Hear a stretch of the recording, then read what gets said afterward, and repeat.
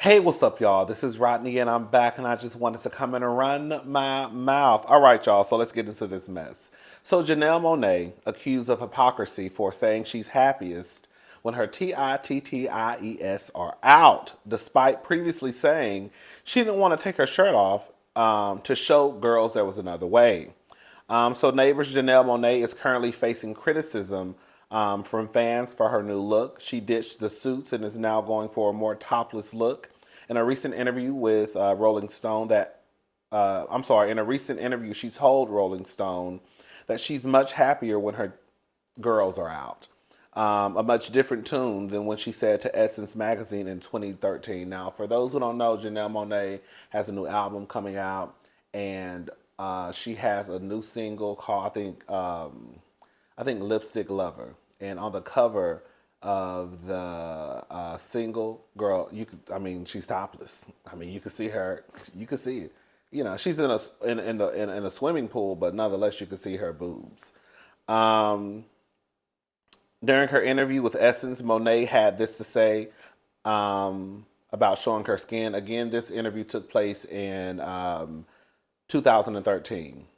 So she told Essence again in 2013 that people don't ask Jay-Z to take his shirt off when he rhymes. Showing my skin is not what makes me sexy.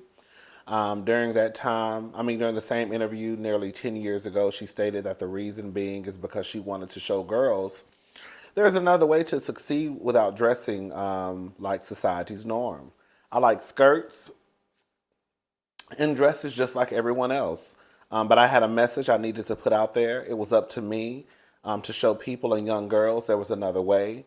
Fans are now accusing Monet of being a sellout. However, this brings about a very important question. Are people not allowed to change? Monet stated she wanted to show girls there was another way. It's fair to say she showed them. Those suits and talent got her where she is today. Perhaps sis is ready to hang. Neighbors, what are your thoughts? So the first thing I have to say is this.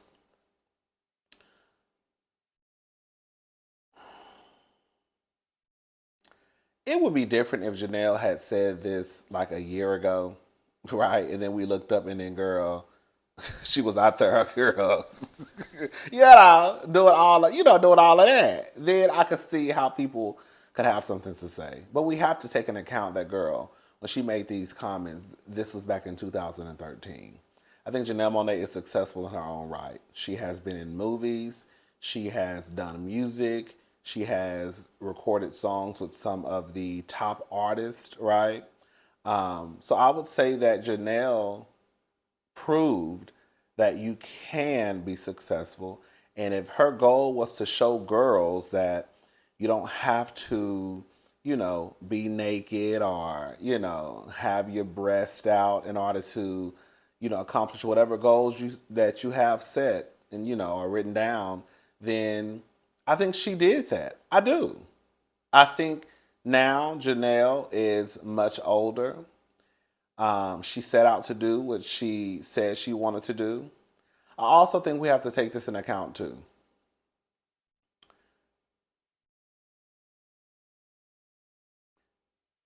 Janelle Monae announced that she identifies as non binary earlier this year.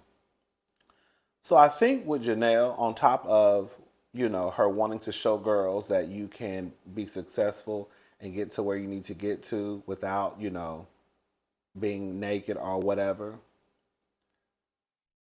with her going through this journey of self discovery and, in a way, figuring out who she is and what her place is in this world, a part of me feels like the suits, because when I tell you Miss Thing will put on a zoot suit, when I tell you Miss Janelle did not have no problem maybe putting a French roll in her hair and a zoot suit, girl, the most you was gonna see was Janelle hands. You weren't gonna see, it wasn't gonna be an ankle in sight. You was gonna see this much. You was gonna see this much of her neck. This it, this it, girl. This all okay. Um, but a part of me also feels like Janelle used to dress that way to cover up to cover up someone who she was not in tune with, if that makes sense. You know, like when people are not comfortable with themselves, when people are not in tune with themselves, they don't want to be seen. So as long as I cover up from head to toe, right, I won't be seen. But now I have discovered who I am, right? And she can still be on this journey. I think I'm still on my journey. You know what I'm saying? I feel like all of us are still on our journey, but I feel like now she is comfortable in her skin, and now it's kind of like this is who I am, right? This person has always been here. I just wasn't in touch with them. I don't know if her pronouns are them, they, she. I don't know. Um, but I think that's part of it too. Again, I do think that she wanted to show girls that you can be what you want to be without compromising who you are, right? But I also think that when I think about her coming out as non-binary, it was also probably somewhere in Janelle where she was just trying to figure out who she was, and now she's at a point in her life where it's like, this is who I am. It's kind of like having on a mask in a way, and now the mask gets to come off, and now you can kind of like just live in your truth. I don't know. Y'all let me know. Anyways, so shocking. Only 33% of $90 million accumulated in Black Lives Matter donations went towards charitable causes. Founder claims there is misinformation. Oh, excuse me. Sorry. Neighbors, this is just too crazy. The math is not adding up. Only 33% of the $90 million of Black Lives Matter donations that were accumulated from 2020 to 2022 went towards charitable causes. The co-founder of the civil rights organization, Patrisse Cullors, was outed in a particular due to her artist's brother receiving $1.7 million in salary and contracts during the time period. Her brother also put several thousands of dollars in proceeds towards his security company, totaling up nearly $900,000. In terms of the 33% of proceeds that were actually put towards charitable causes, Cooler's biggest contribution went towards the Love Not Blood campaign. Although she's been forced to resign due to charges of using BLM funds for her personal use, she is reportedly still distributing funds towards operational support. Coolers, is that her? I feel like I'm saying her last name wrong. Previously posted on Instagram expressing that the last 2.5 years, she has been relentlessly attacked by the media and put emphasis on the amount of lies and misinformation. She has declined to give any further comments at the moment. Girl, can I say something? Because I saw some people in the comment, and I know some of y'all are probably thinking the same thing. So, I really don't like to talk about this person, but Candace Owens. I remember she was trying to do some documentary, trying to expose the Black Lives Matter organization. And I saw some people in the comment section saying, oh, we need to, apologize to Candace. She was right, blah, blah, blah, blah, blah, blah, blah. I'm going to tell you why I still think Candace was wrong.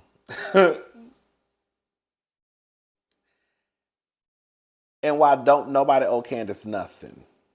I think that Candace was not trying to expose the organization for whatever she felt was going on over there that was wrong. Because do I think it sounds like something was fishy definitely going on over there? Absolutely. Do I know for a fact? No. So as far as I'm concerned, it's still allegedly. Okay? So do I think that when Candace was trying to expose them, like, was she trying to do this out of the kindness of her heart to show the world that she cares so much about Black lives and she doesn't want anyone to get over? No, I don't think that. I think that Candace set out to try to expose Black Lives Matter because I feel like once the hashtag was created and then it kind of grew into something way, way bigger than just a hashtag, I think that people, the world, they got uncomfortable. They got uncomfortable because it was all of a sudden hashtag Black Lives Matter everywhere you looked, right? And I think that made some people uncomfortable. And I think I think Candace was one of those people.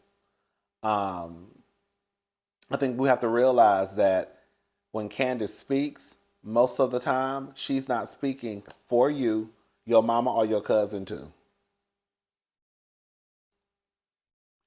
To me, she reminds me like some other people that will come to the barbecue, get information just to go back across town and tell them what was said, and they use it against you.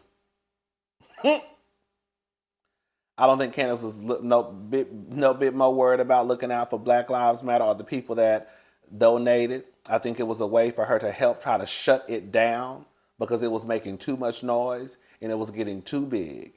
And it was getting in the way of whatever her and her community have plans of doing. That's what I think.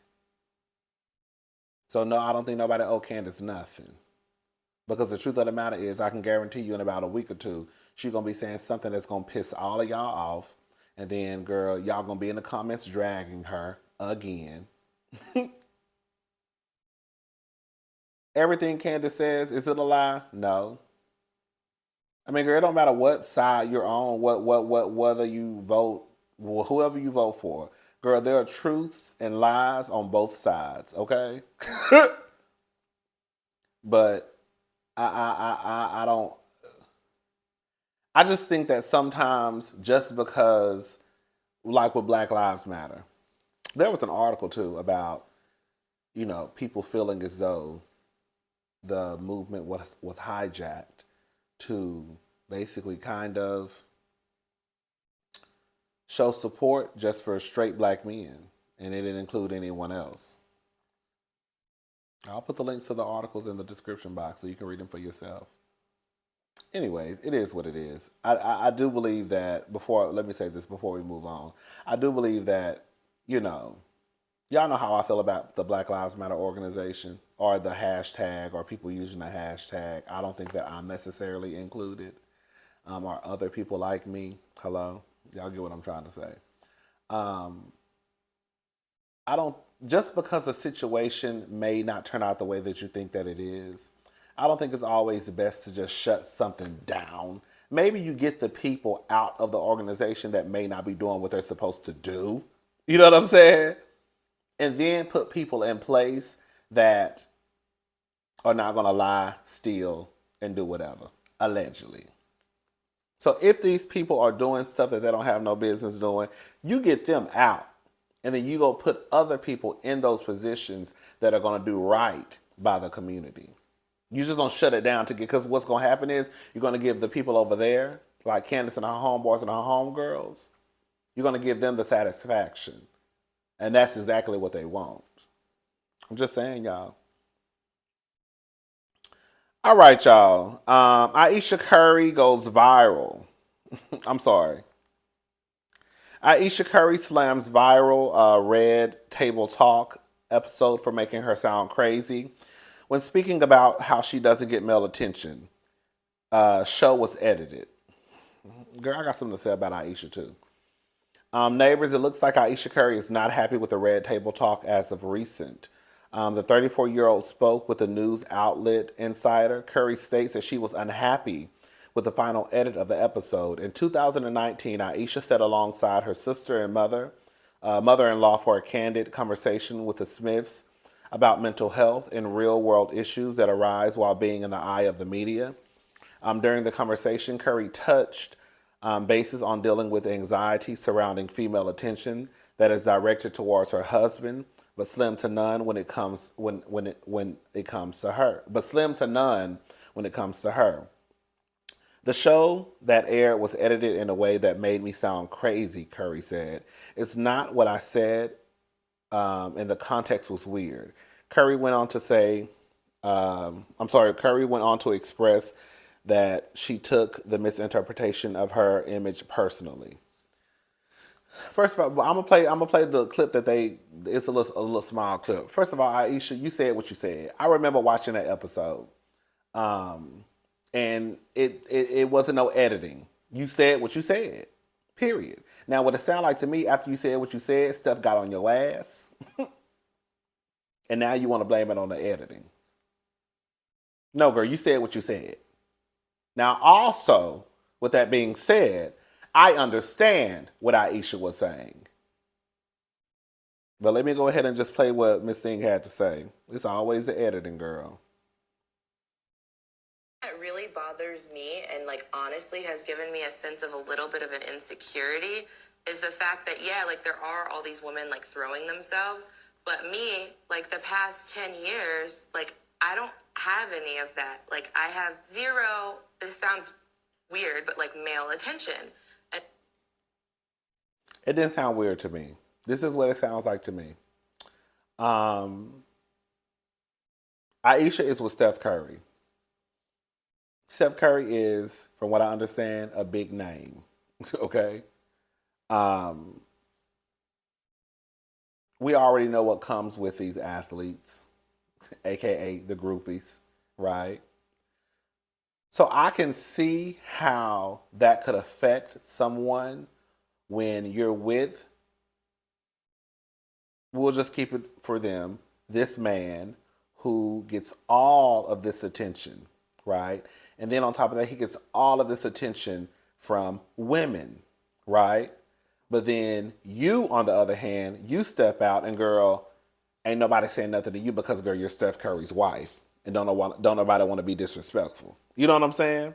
So I could see how that could play. I think what it is just because someone is married, just because someone is in a relationship, just because someone is in a partnership, whatever words you want to use, that does not mean that that person doesn't want to, walk down the street and girl, the niggas looking at you like, oh, bitch, I still got it. Hey, you know what I'm saying? Girl, that don't mean I want these niggas. But girl, it doesn't hurt. It doesn't hurt to feel like you're attractive. You know what I'm saying? It doesn't hurt. It wouldn't hurt that when I go to the grocery store or when I go to the mall or when I'm with my husband at a game and we're walking and all the women are, whistling at him. Girl, why can't nobody whistle at me? I think that's what Aisha was saying. I understood what she was saying the first time she said it. Like I said, I think probably what happened is Steph probably got pissed off. Like, what you talking about?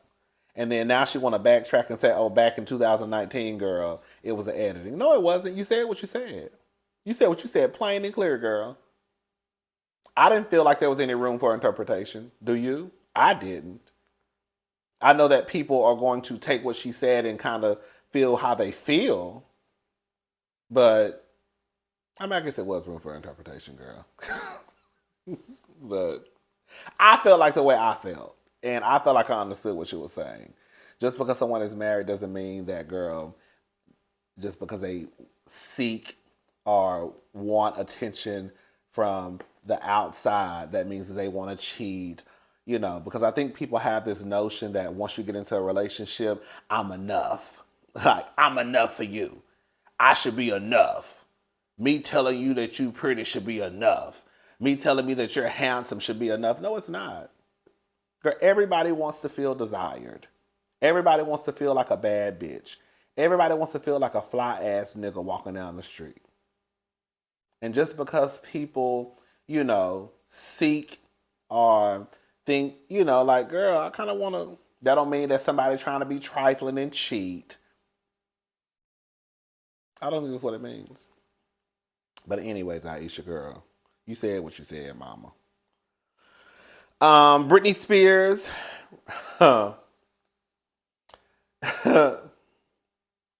Britney Spears reconciles with her mother after 3 years. Time heals all wounds. So Britney Spears is mending her relationship with her mother, Lynn Spears. On Thursday, the singer took to Instagram to reveal that her mother came to visit her after nearly 3 years of not seeing each other.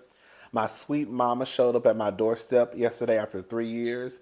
It's been such a long time with family. There's always things that need to be worked out. but time heals all wounds. She wrote, girl, your mama probably needs some money. I won't trust that bitch as far as I can throw. I'm sorry. I'm sorry. I'm sorry. I'm sorry. Girl, your daddy shouldn't have nothing. You shouldn't allow your daddy over there, your mammy, that sister. Girl, quiet as it's kept. Girl, I hate to say it. Probably even your sons. Because it sounds like your sons are brainwashed by that trifling daddy of theirs. After being able to communicate what I've held in for an extremely long time, I feel so blessed we were able to make things right. I love you so much. I'm so blessed we can have coffee together after 14 years. Let's go shopping afterwards. That's all she wants. It's a shopping spree, girl. Not let's go shopping, girl. We can go in this living room and watch TV. Matter of fact, don't even come to my house no more. But girl, the most she should get from you is a sit down in your living room. And you sit right there and be still and don't move and don't walk through my house. Talking about we about to go, girl, we about to go shopping afterwards. Girl, I wish I would. The two had a messy fallout following the termination of her conservatorship in November 2021. Britney Spears was initially put under the conservatorship in 2018 after having a public mental breakdown. Now, I will say, I'm about to say something that I probably ain't got no business in, but girl, quiet as it's kept, Britney still need to be under a conservatorship. I just don't think those were the right people for her. I don't know who could, be over it now. I just think it would be hard to trust anyone. But, Brittany mind her business. All Brittany do is get online. One thing Brittany gonna do is get online with that messy ponytail. Brittany gonna always look like the morning after. Every time I see Brittany on Instagram, Brittany always look like a Sunday morning after a good Saturday night. Girl, Miss Thing gonna have that ponytail. She gonna have that eyeliner slopped around her eyes. Honey, she gonna have on them low cut boy shorts. She gonna be showing her little stomach. She gonna have her shirt rolled up. She gonna be twirling this. She gonna be spinning and twirling and spinning and twirling and spinning and twirling and spinning and twirling and twirling and spinning some more. I said, girl, Miss Brittany, you ought to have a headache, girl. I'm getting tired looking at you, girl. But shout out to Brittany, girl. Brittany is an icon. Brittany is a legend. Girl, one of the most iconic performances that will go down in history is her "I'm a Slave for You."